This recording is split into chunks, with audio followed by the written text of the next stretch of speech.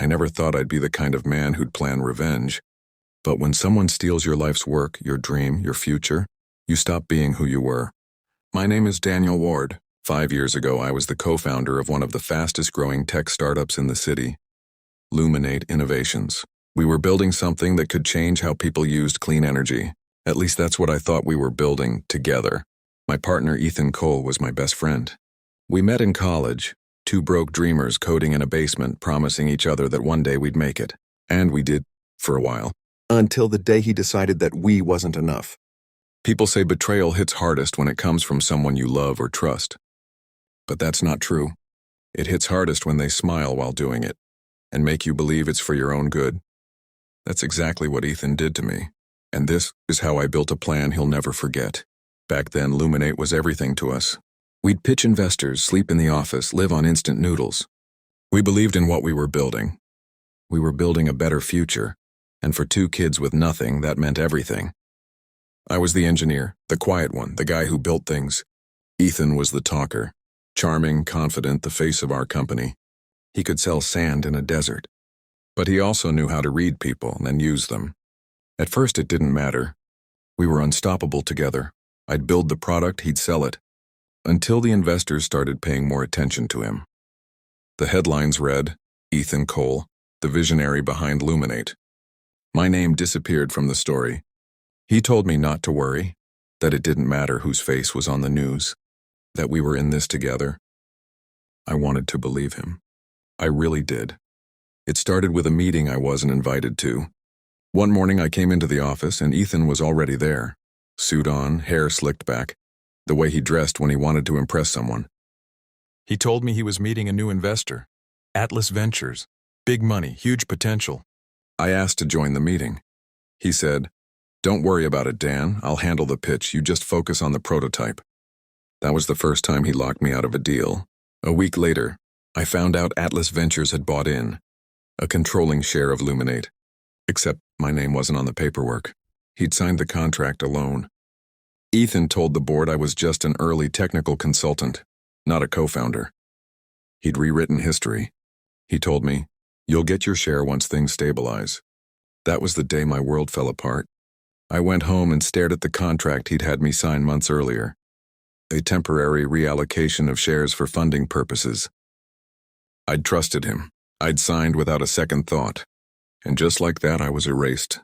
For weeks, I tried to talk to him. Every call went unanswered, every email ignored. When I finally showed up at his penthouse, he opened the door with that same calm, polished smile. "Dan," he said, "you're overreacting. It's business." Business. That's what he called stealing 5 years of my life. He'd replaced me, hired a new team, and painted himself as the sole genius behind Luminate. My designs, my code, my ideas, all credited to him. I should have been furious. And I was. But beneath the anger, there was something else. Clarity. That was the night I realized something important. If I couldn't take back my company, I'd take something far more valuable. His legacy. For months I drifted. Every morning I'd wake up and feel that same heavy silence. Like the world had moved on, and I was still frozen in the moment he said, "It's just business." But somewhere in that silence, something began to change. The pain stopped feeling like loss and started feeling like fuel. I began to study him. Not just Ethan, but the man he'd become. The brand, the public figure, the visionary. He was everywhere. Interviews, podcasts, award shows. Talking about his creation. The one I built line by line, wire by wire. Every lie he told added another piece to the puzzle I was quietly building. Because revenge isn't about anger. It's about precision. I wasn't going to destroy him in a moment of rage. No. I was going to unmake him piece by piece, just like he'd done to me, and I would make sure the world saw it happen. Ethan's empire had one weak point: ego. He thrived on attention, on praise, on being the man everyone admired. And behind that smile, he was careless. I started from the outside. His old investors, former assistants, people who'd left Luminate quietly. They all had stories. Unpaid bonuses, stolen credit, silenced ideas. It wasn't just me. He'd built his success on a trail of broken people. One night, I sat in my apartment surrounded by files, screenshots, and old documents, and I realized something chilling. Ethan hadn't just stolen from me. He'd built an entire company on deceit. Contracts altered, financial reports doctored, even fake patents filed in his name. It wasn't just unethical, it was illegal. And that was when I saw it clearly. If I wanted justice, I didn't need to hurt him physically or scream his name on the streets. I needed to show the world who he really was. But to do that, I'd need to get close again. Closer than I'd ever been. I knew Ethan would never trust me again. So I became someone new. I cleaned up, cut my hair, changed my name online, and built a small but powerful consulting firm, NovaEdge Systems. My focus? Clean tech data solutions. Exactly the kind of thing Ethan's company needed to expand into. Within 6 months, NovaEdge had enough traction to catch the attention of Atlas Ventures, his investors. And sure enough, a few weeks later, my phone rang, a smooth, familiar voice on the other end. Mr. Davis, Ethan Cole would like to discuss a potential collaboration. It took everything in me not to laugh. He didn't recognize me. When we finally met, he was all smiles and charm, just like the old days. Mr. Davis, I've heard you're the man who can optimize entire systems. We could use a mind like yours at Luminate. I shook his hand and said, "You'll have my best." Inside, my heart was pounding. The game had begun. Working inside Luminate again, under a new name, was surreal. The same halls I'd once helped design, the same lab where I'd built our first prototype. Only now my name didn't exist here. But that's what made it perfect. While Ethan bragged to the press, I worked in silence. I had access to everything. Internal servers, financial systems, hidden archives. And what I found confirmed everything I suspected. He'd built his empire on fraud, fabricated patents, misused grant money, inflated data to attract investors. It was all there. Digital fingerprints leading straight back to him. I archived everything quietly, methodically. Every file was a weapon. And the more I saw, the more I realized. This wasn't just about revenge anymore. It was about justice. Ethan loved one thing more than money: attention. So I gave him exactly that. Through my new identity, I began suggesting ideas. Subtle improvements, flashy partnerships, grand opportunities that would put him even higher in the spotlight. And he took every single bait. I convinced him to host a major tech summit, a live event where Luminate would unveil its biggest project yet. A new clean energy system that would redefine the industry. He wanted the world to see him as a genius. I wanted the world to be watching when everything fell apart. The summit was grand. Lights, cameras, journalists, investors from around the world. Ethan stood center stage in his designer suit, soaking in the applause. And there I was, standing behind the control system, unseen, calm.